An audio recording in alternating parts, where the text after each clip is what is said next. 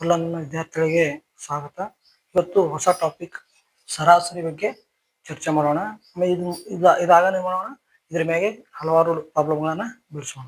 ನೋಡ್ರಿ, ಮೊದಲು ಸರಾಸರಿ ಏನಂತ ಇಂಗ್ಲಿಷ್ ನಲ್ಲಿ ಎವರೇಜ್ ಅಂತ ಕರೀತಾರ. ವೆರಿ ಇಂಪಾರ್ಟೆಂಟ್ ಚಾಪ್ಟರ್ ಇದು. ಕಾಂಪಿಟೇಟಿವ್ ಎಕ್ಸಾಮ್ ನಲ್ಲಿ ಹಲವಾರು ಕ್ವಶನ್ಗಳು ಬರ್ತಾವ. ನೋಡ್ರಿ, ಸರಾಸರಿ ಎಂದರೇನು ಮೊದಲು ನಮ್ಗೆ ಗೊತ್ತಿರಬೇಕು. ಸರಾಸರಿ ಅಂದ್ರೆ ಒಂದು ಸಂಖ್ಯೆಗಳ ಗುಂಪಿನ ಪ್ರಾತಿನಿಧಿಕ ಸಂಖ್ಯೆಗೆ ಏನಂತಾರ, ಆ ಗುಂಪಿನ ಸರಾಸರಿಯನ್ನು ನಾವು ಕರಿತೀವಿ. ಸಂಖ್ಯೆಗಳ ಗುಂಪಿನ ಪ್ರಾತಿನಿಧಿಕ ಸಂಖ್ಯೆಗೆ ಏನಂತ ಕರಿತೀವಿ ನಾವು, ಸರಾಸರಿ ಎನ್ನುವ. ಈ ಒಂದು ಡೆಫಿನಿಷನ್ ನಿಮ್ಗೆ ಅರ್ಥ ಆಯ್ತಪ್ಪ ಅಂದ್ರೆ ಮ್ಯಾಕ್ಸಿಮಮ್ ನಿಮ್ಗೆ ಇದು ಚಾಪ್ಟರ್ ಅರ್ಥ ಆದಂಗ.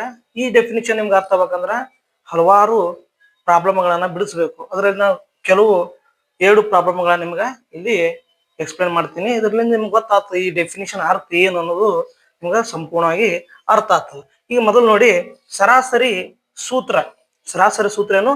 ಅವಲೋಕನಗಳ ಮೊತ್ತ ಡಿವೈಡೆಡ್ ಬೈ ಅವಲೋಕನಗಳ ಸಂಖ್ಯೆ. ಅಂದ್ರ ಕೆಲವು ಸಂಖ್ಯೆಗಳ ಗುಂಪು ಇರ್ತಾವ, ಅವುಗಳನ್ನ ಕೂಡಿಸ್ಬೇಕು. ಆ ಕೂಡಿಸಿದ ಬರುವಂತ ಮೊತ್ತಕ್ಕ ಆ ಅವಲೋಕನಗಳ ಸಂಖ್ಯೆ, ಆ ಸಂಖ್ಯೆಗಳ ಎಟ್ಟವತನೋ ಆ ಸಂಖ್ಯೆಯಿಂದ ನಾವು ಭಾಗಿಸಿದ್ರೆ ಏನಾಗ್ತದೆ, ನಮ್ಗ ಆ ಒಂದು ಗುಂಪಿನ ಸರಾಸರಿ ಗೊತ್ತಾಗ್ತದೆ. ಇಲ್ಲಿ 1-2 ಪ್ರಾಬ್ಲಮ್ಗಳನ್ನ ನೋಡೋಣ. ನೋಡ್ರಿ, ಒಂದು ಶಾಲೆ ಅದ, ಆ ಶಾಲಾ ಮಕ್ಕಳ ಹಾಜರಾತಿ ಅದ, ಒಂದು ವಾರದ ಹಾಜರಾತಿ. ಇದೇನಿದು? ಒಂದು ವಾರದ ಹಾಜರಾತಿ. ಸೋಮವಾರ 30 ವಿದ್ಯಾರ್ಥಿಗಳು ಬರ್ತಾರೆ, ಮಂಗಳವಾರ 35 ವಿದ್ಯಾರ್ಥಿಗಳು, ಬುಧವಾರ 30 ವಿದ್ಯಾರ್ಥಿಗಳು, ಗುರುವಾರ 25 ವಿದ್ಯಾರ್ಥಿಗಳು, ಶುಕ್ರವಾರ 20, ಶನಿವಾರ 40 ವಿದ್ಯಾರ್ಥಿಗಳು. ಈಗ ಈ ಒಂದು ವಾರದ ಈ ಒಂದು ವಾರದ ಸರಾಸರಿಯನ್ನ ಕಂಡುಹಿಡಿಬೇಕು. ನಿಮ್ಗೆ ಗೊತ್ತದ ಸರಾಸರಿ ಸೂತ್ರ? ನಿಮ್ಗೆ ಗೊತ್ತ ಸರಾಸರಿ ಅಂದ್ರೇನು? ಸರಾಸರಿ ಅಂದ್ರೆ ಅವಲೋಕನಗಳ ಮೊತ್ತ. ಅಂದ್ರೆ ನಾವು ಇಲ್ಲಿ ಏನು ನಾವು ನೋಡ್ತೇವೋ ಆ ಸಂಖ್ಯೆಗಳಿಗೆ ನಾವು ಅವಲೋಕನ ಅಂದ್ರೆ ನೋಡುದು, ಹೌದಾ? ಅವಲೋಕನಗಳ ಮೊತ್ತ ಅಂದ್ರೆ ಎಲ್ಲಾ ಸಂಖ್ಯೆಗಳ ಮೊತ್ತವನ್ನ ನಾವು ಮೊದಲ ಕಂಡುಹಿಡಿಬೇಕು. 30 plus 35 plus 30 plus 35 plus 30 plus 25 plus 20 plus 40 divided by ಮತ್ತೇನು? ಅವಲೋಕನಗಳ ಸಂಖ್ಯೆ. ಇವು ಎಷ್ಟು ಸಂಖ್ಯೆ ಅವ?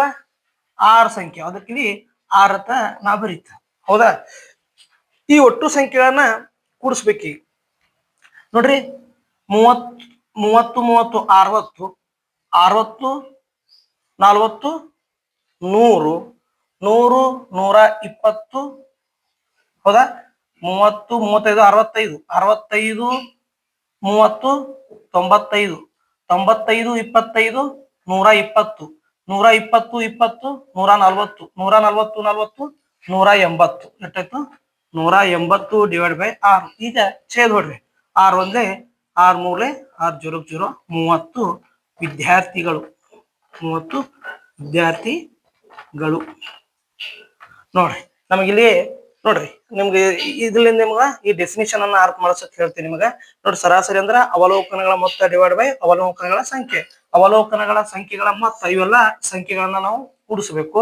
ಡಿವೈಡ್ ಬೈ ಅವಲೋಕನಗಳ ಸಂಖ್ಯೆ. ಎಷ್ಟು ಅವಲೋಕನ? 1 2 3 4 5 6 ಅದನ್ನ ಡಿವೈಡ್ ಬೈ 6 ಮಾಡೀನಿ, ಛೇದ್ ಹೊಡ್ತೀನಿ, 30 ಬಂದು. ನೋಡ್ರಿ, ಇದು ನೋಡ್ರಿ ಸಂಖ್ಯೆಗಳ ಗುಂಪಿನ, ಇವು ನೋಡ್ರಿ, ಇವು ಸಂಖ್ಯೆಗಳ ಗುಂಪದ, ಹೌದಾ? ಸಂಖ್ಯೆಗಳ ಗುಂಪಿನ ಪ್ರಾತಿನಿಧಿಕ ಸಂಖ್ಯೆ. ಇಲ್ಲಿ ನೋಡ್ರಿ, ಪ್ರಾತಿನಿಧಿಕ ಸಂಖ್ಯೆ ಯಾವ ಬರ್ತದ? ಸರಾಸರಿ ಕಂಡು ಹಿಡ್ದಕ್ರ. ಏನ್ ಬರ್ತದ? ಪ್ರಾತಿನಿಧಿಕ ಸಂಖ್ಯೆ ಸರಾಸರಿ ಕಂಡು ಹಿಡ್ದಕ್ರ. ಈ ಒಟ್ಟು 6 ಸಂಖ್ಯೆಗಳನ್ನ ಸರಾಸರಿ ಕಂಡು ಹಿಡ್ದಕ್ರ ನಮ್ಗೆ ಎಷ್ಟು ಬತ್ತು? 30 ಬತ್ತು. ಇಲ್ಲಿ ಈ ಸಂಖ್ಯೆಗಳ ಗುಂಪಿನ ಪ್ರಾತಿನಿಧಿಕ ಸಂಖ್ಯೆ ಯಾವುದು? 30. ಈ ನೋಡ್ರಿ, ನಿಮ್ಗೆ ಅರ್ಥ ಆಗಿರ್ಬೋದು ಅಂತ ನಾ ತಿಳ್ಕೊತೀನಿ. ಈ ಇನ್ನೊಂದು ಲೆಕ್ಕವನ್ನ ನೋಡೋಣ. ನೋಡ್ರಿ, ಒಂದು ಮನೋರಂಜನಾ ಕಾರ್ಯಕ್ರಮ ಅದ, ಅಂದ್ರ ಎಂಟರ್ಟೈನ್ಮೆಂಟ್ ಪ್ರೋಗ್ರಾಮ್ ಅಂತ ತಿಳ್ಕೊರಿ. 5 ದಿನದ ಅದು ಪ್ರೋಗ್ರಾಮ್ ಅದ. 5 ದಿನದ ಪ್ರೋಗ್ರಾಮ್ ಅದ. ಆ 5 ದಿನದಲ್ಲಿ ಎಷ್ಟೆಷ್ಟು ಜನ ಅಲ್ಲಿ ಕೂಡ್ತಾರ ಅನ್ನೋದು ನಾವು ಇಲ್ಲಿ ಬರ್ದಿನ. 1ನೇ ದಿನದಲ್ಲಿ 100 ಜನ, 7ನೇ ದಿನದಲ್ಲಿ 120, 3ನೇ ದಿನದಲ್ಲಿ 130, 4ನೇ ದಿನದಲ್ಲಿ 110, 5ನೇ ದಿನದಲ್ಲಿ 140. ನಾವು ಸರಾಸರಿಯಾಗಿ ಅಂದ್ರೆ ಈ 5 ದಿನಗಳಲ್ಲಿ ಸರಾಸರಿಯಾಗಿ ಎಷ್ಟು ಜನ ಬಂದ್ರು ಅಂತ ನಾವು ಕ್ಯಾಲ್ಕುಲೇಟ್ ಮಾಡಿದೆವು ಅಂದ್ರೆ, ನೋಡ್ರಿ, ಒಟ್ಟು ಸಂಖ್ಯೆಗಳನ್ನ ಕೂಡಿಸ್ಬೇಕು. ನೋಡ್ರಿ, ಎಷ್ಟು ಸಂಖ್ಯೆ ಅವ? 1ನೇ ದಿನದಲ್ಲಿ 100 ಜನ ಬಂದಾರ, 7ನೇ ದಿನದಲ್ಲಿ 120, 3ನೇ ದಿನದಲ್ಲಿ 130, 4ನೇ ದಿನದಲ್ಲಿ 110 110 ಪ್ಲಸ್ 5ನೇ ದಿನದಲ್ಲಿ 140 ಡಿವೈಡೆಡ್ ಬೈ ಈ ಒಟ್ಟು ಸಂಖ್ಯೆಗಳನ್ನ ಮೊತ್ತ ಅವಲೋಕನಗಳ ಮೊತ್ತ ಡಿವೈಡೆಡ್ ಬೈ ಎಷ್ಟು ಅವಲೋಕನಗಳು ಮಾಡಿ ನಾವು ಎಷ್ಟು ಸಂಖ್ಯೆಗಳವ ಎಷ್ಟವ 5 ದಿನ ಅದ 5 ದಿನದ್ದು ನಾವು ಇಲ್ಲಿ ಸರಾಸರಿ ಮಾಡ್ಬೇಕು 5 ಸಂಖ್ಯೆಗಳು 1 2 3 4 5 ಸಂಖ್ಯೆಗಳ ಡಿವೈಡ್ ಬೈ 5 ಈ ಒಟ್ಟು ಸಂಖ್ಯೆಗಳನ್ನ ಕೂಡಿಸಿ ಮೊದಲು ನೋಡ್ರಿ 100 ಎಷ್ಟವ ಇಲ್ಲಿ 1 2 3 4 5 500 ಆಯ್ತು 500 ಮ್ಯಾಗಿಂದು 20 30 50 60 100 100 ಆಯ್ತಾ 100 ಇವು 5 ಅದು 100 ಎಷ್ಟಾಯ್ತು 500 ಪ್ಲಸ್ 100 600 ಡಿವೈಡೆಡ್ ಬೈ 5 ಹೌದಾ ಈ ಛೇದ ಬಿಡ್ರಿ 5 ಒಂದೇ 5 1 ಉಳಿತು 10 ಆಯ್ತು 5 ಎರಡೇ 20 ಒಂದು 0 ಉಳಿತು 0 ಇಡ್ತಾ 120 ಜನರು ಏನಂದ್ರೆ 120 ಜನರು ಬಂದಂಗಾಯ್ತು ಹಾಗಾದ್ರೆ ಇಲ್ಲಿ ಪ್ರಾತಿನಿಧಿಕ ಸಂಖ್ಯೆ ಯಾವ್ದಾಯ್ತು 120 ಅದು ನಿಮಗಿದು ಈಗ ನಿಮ್ಗ ಈ ಒಂದು ಸರಾಸರಿ ಅಂದ್ರೆ ನಿಮ್ಗೆ ಸಂಪೂರ್ಣವಾಗಿ ಅರ್ಥ ಆಗಿದೆ ನಾನು ತಿಳ್ಕೊತೀನಿ ಹೀಗೆ ನಾವು ಇವತ್ತೇನ್ ಮಾಡೋದು ಬೇಸಿಕ್ ಬರೆಯೋದು ನಿಮ್ಗೆ ಸರಾಸರಿ ಅಂದ್ರೆ ಗೊತ್ತಾಗಬೇಕು ಮತ್ತು ಸರಾಸರಿಯ ಸೂತ್ರವೇನು ಅದು ನಿಮ್ಗೆ ತಿಳಿಬೇಕಂತ ಹೇಳಿ ನಾನು ಈಗ ಸಂಕ್ಷಿಪ್ತವಾಗಿ ವಿವರಣೆ ನೀಡೀನಿ ಇನ್ನು ಮುಂದಿನ ಕ್ಲಾಸ್ ನಲ್ಲಿ ಮಾಡ್ತಾ ಇದ್ರ ಮೇಲೆ ಬರುವಂತ ಕಾಂಪಿಟೇಟಿವ್ ಎಕ್ಸಾಮ್ ಮೇಲೆ ಬಂದಂತ ಕೆಲವು ಪ್ರಾಬ್ಲಮ್ಗಳನ್ನ ಬಿಡಿಸೋಣ ಮೊದಲು ಏನ್ ಮಾಡೋಣ ಈಜಿ ಆಮೇಲೆ ಮಾಡ್ರೇಟ್ ಆಮೇಲೆ ಕಷ್ಟಕರವಾದಂತ ಪ್ರಾಬ್ಲಮ್ಗಳನ್ನ ಬಿಡಿಸೋಣ ಈಗ ನಿಮ್ಗೆ ಲೈಕ್ ಆದ್ರೆ ಈ ವಿಡಿಯೋ ಲೈಕ್ ಆದ್ರೆ ಶೇರ್ ಮಾಡಿ ಮತ್ತು ಲೈಕ್ ಬಟನ್ ಒತ್ತಿ ಮತ್ತು ನಮ್ಮ ಚಾನಲ್ಗೆ ಸಬ್ಸ್ಕ್ರೈಬ್ ಆಗಿ ನಮಸ್ಕಾರಗಳು